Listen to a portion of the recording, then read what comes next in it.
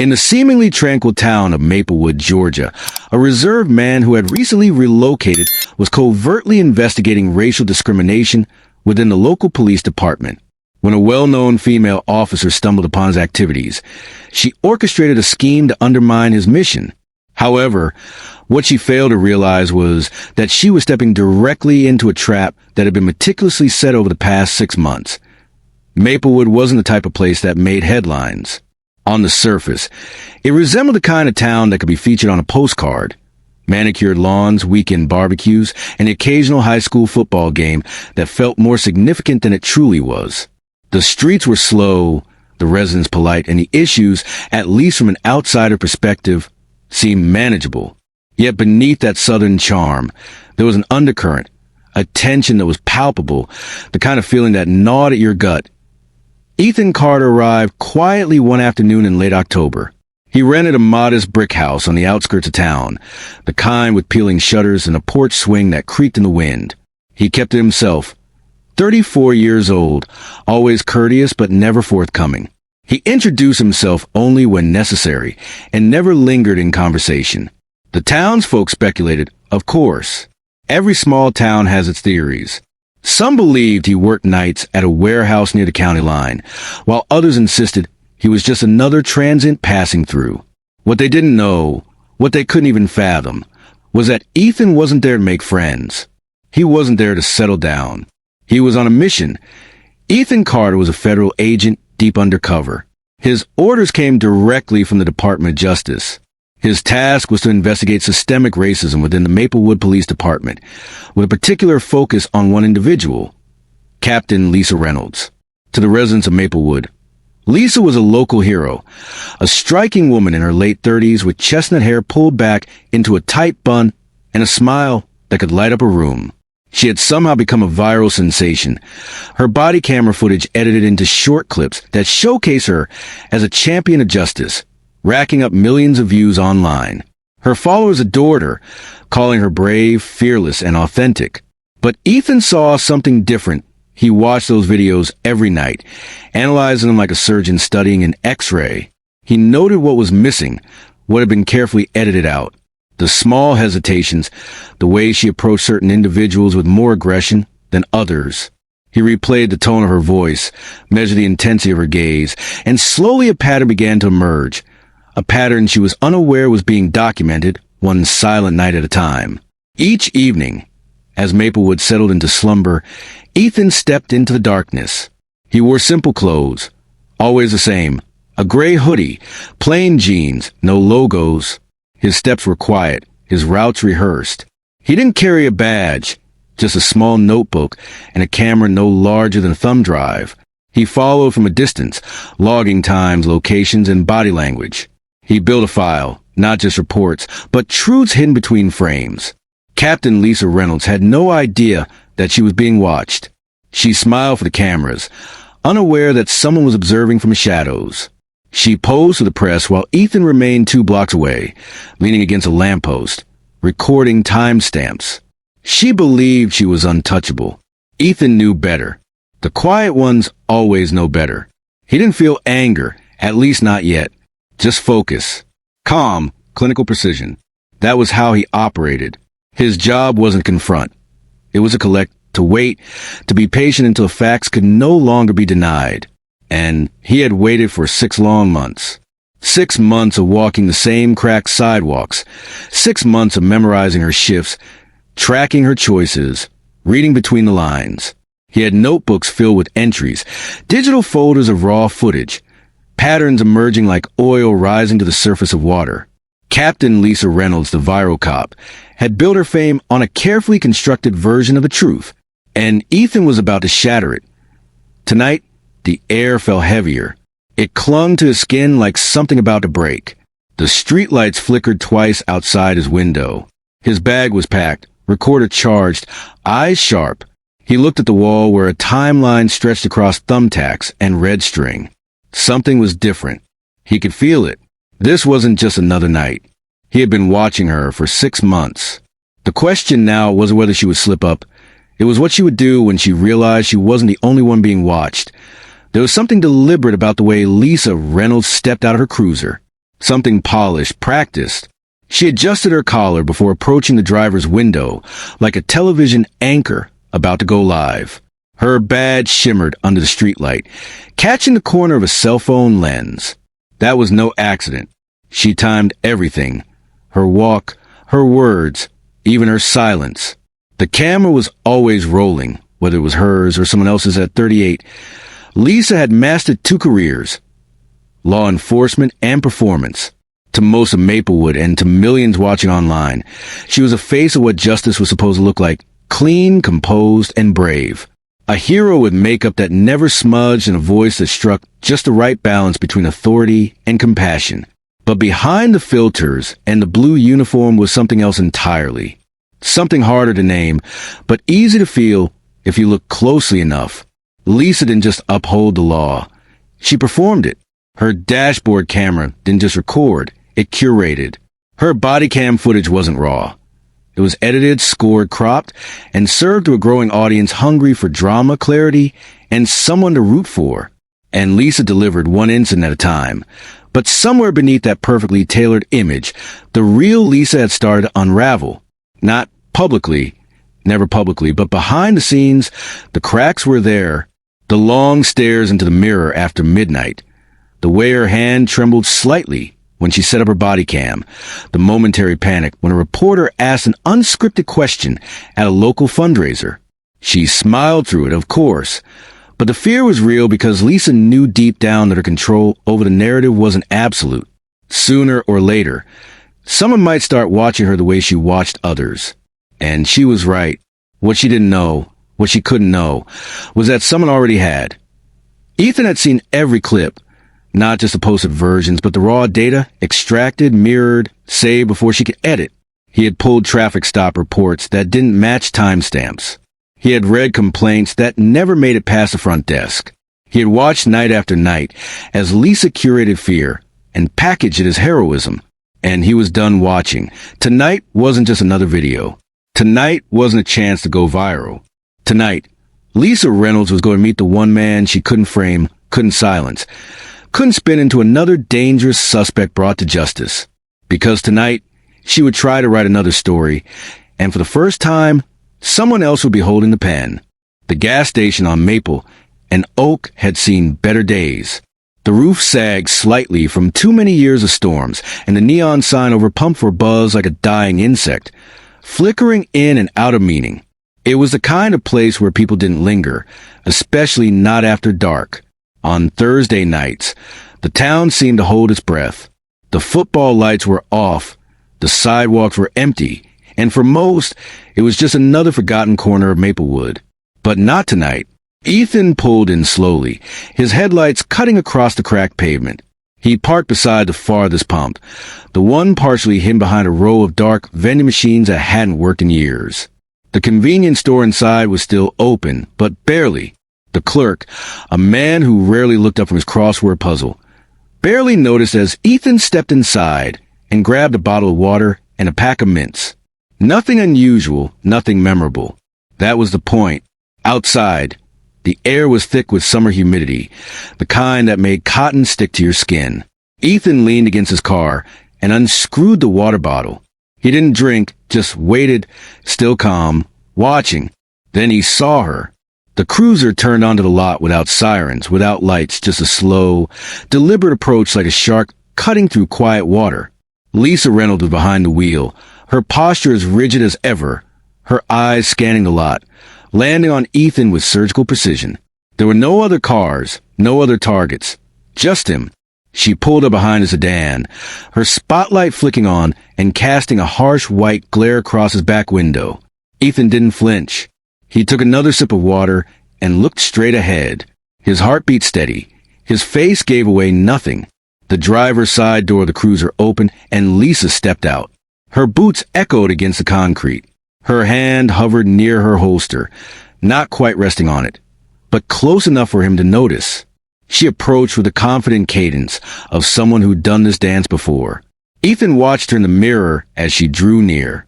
"Evening," she said, her voice measured, just loud enough to be caught by the microphone she always wore on her chest. "Mind telling me what you're doing here tonight?" Ethan turned slowly. His eyes met hers. "Getting water," he said, his voice low, unbothered, almost casual. "Is that a problem?" Lisa tilted her head slightly. She didn't like the tone. It wasn't confrontational, but it wasn't deferential either. She was used to people explaining, fumbling, trying to diffuse. Ethan wasn't doing any of that. She stepped a little closer. "I noticed you park way out here. Seemed unusual. We've had reports of suspicious activity in this area." Ethan raised an eyebrow. Suspicious activity at a gas station on a Thursday night? Lisa's eyes narrowed. "License and registration, please." Without hesitation, Ethan reached into the glove compartment and handed them over. His fingers didn't tremble.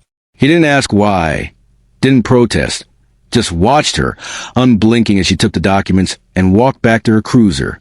Inside her car, Lisa didn't run the plates. Not at first. She adjusted her body cam, checked the lighting, and glanced at her reflection in the rear-view mirror. The angle was good. She knew how to frame it. She always did.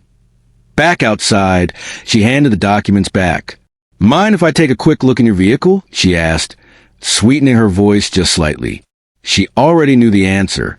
She expected hesitation, maybe confusion, maybe resistance. But Ethan nodded. "Go ahead." The permission caught her off guard. For a second, she paused. Then she stepped to the passenger side and opened the door. She leaned in, her flashlight scanning the interior. There was nothing there, just a neatly folded jacket, a paperback novel, and a worn notebook tucked beneath the seat. She lingered a moment too long. From the driver's side, Ethan watched without saying a word. His face was blank, but inside he was cataloging everything. Her movements, the flashlight's path, the way her hand hovered over the notebook but didn't touch it. His pocket recorder was running, and so was a tiny camera embedded behind his rear-view mirror, angled just right. When Lisa stepped back out and closed the door, she put on her professional smile. "All clear," she said. "Just doing my job." Ethan nodded once. "Of course." She stood there for another beat, almost waiting for something to happen. Some spark, some fear, some resistance to give her a reason. But there was nothing. Just the quiet hum of the gas station lights and the low chirp of insects in the distance. Ethan turned toward her fully. "You record everything, don't you?" he asked. Lisa stiffened. "Standard protocol," she replied. "For transparency." Ethan tilted his head, his voice almost a whisper. "Not everyone records for the same reason." The words hung in the air like smoke. Lisa didn't respond. She stepped back toward her cruiser, her steps a little faster now. Her camera was still on. She would edit later, add context, remove silence, shape the story. The next morning, the video was live. Solo officer confronts suspicious man in isolated lot. That was a caption. The comments flooded in. Most praised her again, called her brave. One even called her America's last real cop. But there were other comments now. Different voices. Why was he pulled over? Where's the cause? This feels off. And then came the message. It arrived in Lisa's inbox at 2:03 a.m. No name, no subject line, just 6 words. "You're not the only one with cameras." Lisa stared at the screen. Her fingers hovered over the keyboard, unsure what to type. Her breath caught in her throat. Somewhere in the silence of her apartment, a truth echoed louder than any viral clip. This story, her story, was no longer hers to control. The first crack appeared just before sunrise. Lisa Reynolds sat at her kitchen table, the glow from her laptop screen washing across her face like cold moonlight. Her fingers hovered above the trackpad, unmoving. The message still sat there at the top of her inbox. 6 words that refused to fade into background. She had read it 20, maybe 30 times, but the chill in her spine hadn't dulled. Outside, the early morning stillness of Maplewood crept through the windows. A dog barked somewhere in the distance. A train moaned along the edge of town. But inside her, the silence was different now. Tense, electric, unstable to be why mid-morning, the second crack came. It didn't wait politely. The local paper ran a short piece with a headline that sounded like a question. Why was that man stopped? The article didn't accuse yet, but it asked, It compared timestamps, cited anonymous sources, noted the lack of dispatch logs, the edited footage, the convenient camera angles. It mentioned patterns. That word hit Lisa harder than she expected. By noon, the phone calls began. First, it was her supervisor, tight voice, clipped tone. "You need to write up a report on last night's stop, Lisa. Full details include the justification. This one's getting attention." Then came a reporter, young, too confident. "Captain Reynolds, can you confirm whether the man you stopped had actually committed a crime or was a routine patrol?" And then quietly, awkwardly, her colleagues.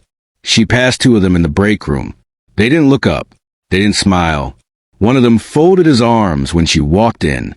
The other offered a nod that didn't reach his eyes. For the first time in years, Lisa felt the shape of isolation press against her ribs. By evening, the crack had become a fracture. On social media, the video of Ethan had passed 1 million views. But this time, the comments told a different story. Something about this feels staged. She's looking right at the camera before anything happens. Where's the part before the stop? She didn't even say what he did wrong. One comment had over 12,000 likes. Heroes don't need to edit the truth. Lisa scrolled to the thread with her jaw clenched tight, her stomach twisted as if she were falling, slow and endless. She clicked back to the original footage, replayed it in silence, searching for something, anything that would help her rewrite the moment. But it was already out there, and this time, she didn't control the narrative. She closed the laptop slowly, her mind beginning to race. This wasn't about a single video anymore. This was a campaign. Someone was building something dangerous, something calculated. She had made enemies before, but this was different. This was strategic. Someone knew how she worked, what she edited, what she hid. She stood up from the table and walked to the window, parting the blinds with 2 fingers. The neighborhood was quiet, nothing unusual, but it felt like being watched. It felt like exposure. Later that night, alone in her car with the engine running, Lisa clenched the steering wheel and tried to control her breathing. She had been to this place before, this edge, this tightrope of reputation and paranoia. But she had always managed to recover, always found a way to steer the story back. But now the script was in someone else's hands. So she made a decision. If they wanted drama, she would give them one. She would create a scenario too clean, too bold, too compelling to question. A situation where she would once again look like the fearless cop doing her job in a town that didn't always appreciate it. She would find Ethan again, the quiet one. She would corner him, provoke him, draw him into a moment she could shape with precision. Only this time, she would be prepared. 2 cameras, back up nearby but out of sight. She would bait the incident, control the angles, own the story just like before. Better than before. She opened her phone and pulled up the number she had saved under a fake name. Ethan's burner, the one she had pulled from the citation record. She typed the message slowly, deliberately, like setting a trap in tall grass. "We need to talk. Meet me at the Old Ridge Industrial Lot at 10 o'clock. Alone." She hit send and watched the screen go black. Back at his house, Ethan sat on the edge of his bed, the glow from his phone screen lighting his face. He read the message once, twice, then set the phone down gently beside him. He didn't react. He didn't need to. Everything was unfolding exactly as expected. In the next room, files were spread across his table like a battlefield, timestamps, audio transcripts, still images from body cam clips no one outside the FBI had ever seen. Each one marked, annotated, built into a timeline that now neared completion. The investigation was closing in. Up until this point, Ethan had remained silent, watching, waiting. But the story was writing itself now, and Lisa Reynolds had unknowingly stepped into her own conclusion. 9:47 p.m.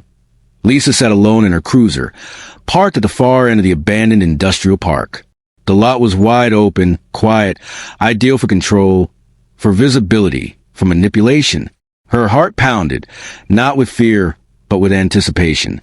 This was her moment to reclaim the story, to show strength, to corner the narrative.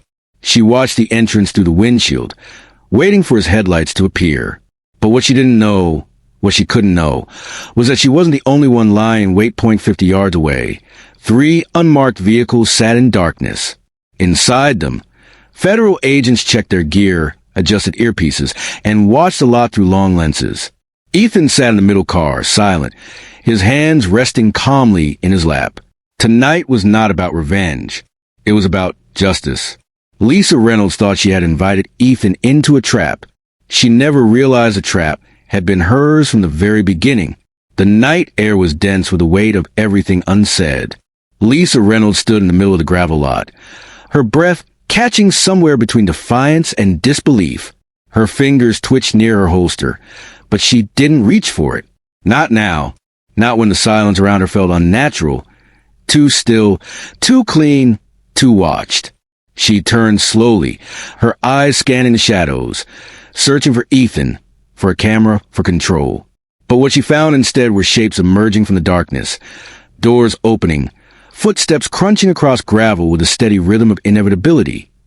Unmarked SUVs flanked a lot like silent judges, their headlights flaring on, harsh and unblinking, casting Lisa in stark relief. There would be no shadows left to hide in.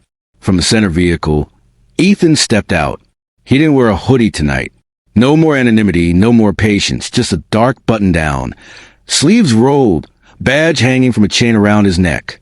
His movements were calm, deliberate, as if he were closing a book he had read too many times. He walked toward her with a kind of steady authority that didn't need to be raised or performed. It just was. Lisa didn't move. Her mouth opened, but no sound came. For the first time in her career, she couldn't find the script. No lines to fall back on, no angle to reshape the scene. She looked at him and in that moment saw not a suspect, not a stranger, but the quiet reckoning she had never believed would come. Ethan stopped a few feet from her.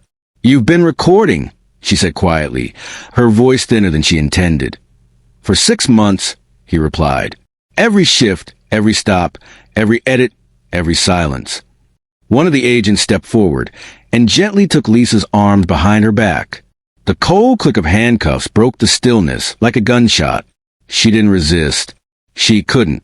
The agents read her rights clearly, slowly, almost gently, but there was no dignity in the sound. Only the weight of it. Lisa blinked hard, trying to anchor herself, but the world had tilted.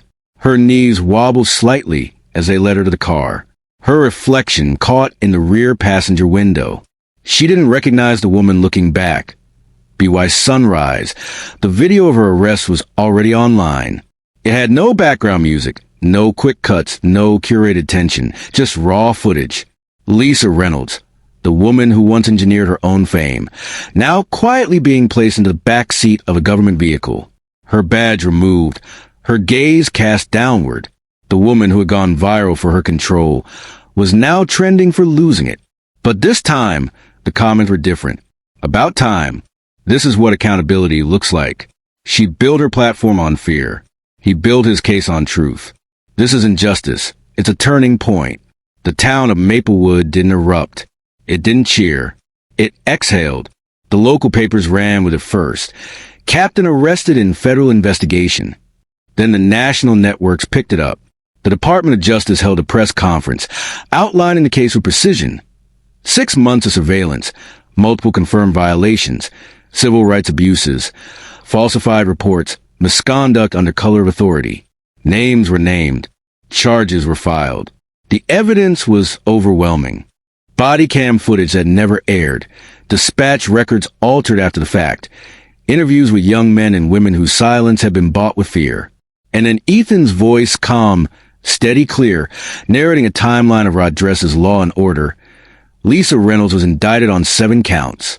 The court date was set, but the real change wasn't in the courtroom. It started in the community. For the first time, young black residents of Maplewood spoke without looking over their shoulders. Neighborhood meetings that used to draw 5 people suddenly filled gymnasiums. Clergy organized oversight groups. Parents taught their children the name Ethan Carter, not as a symbol of fear, but of quiet courage. The badge no longer meant unchecked power. The uniform no longer meant immunity. And Lisa? She was moved to a federal holding facility. She no longer had followers. She had lawyers a few days later. Ethan packed up the small house on the edge of town. The swing on the porch still creaked in the wind, and the blinds still hung crooked, but the inside was bare. He placed the last box in the back of his car, then walked to the kitchen and laid a folded letter on the counter. He didn't tell anyone goodbye. He didn't leave a phone number. He just slipped away the way he had come in. The letter was found a day later by the landlord. It was written in neat handwriting on plain paper. No signature, just a simple message. Healing starts when truth is louder than fear. And somewhere on the west side of Maplewood, a young man stood in front of a cracked bathroom mirror, replaying the moment in his mind when he had once been thrown to the ground. Not because he was guilty, but because someone wanted to look like a hero. He had carried that shame for months, maybe years. It had followed him like a shadow. But not anymore. He picked up the newspaper with Lisa's photo on the cover and looked at it for a long time. For the first time since that night, he didn't feel small. He didn't feel dirty. He didn't feel like a mistake waiting to happen. He felt seen, and he whispered it to himself just once to hear how it sounded. I wasn't wrong. Join us to share meaningful stories by hitting the like and subscribe buttons. Don't forget to turn on the notification bell to start your day with profound lessons and heartfelt empathy.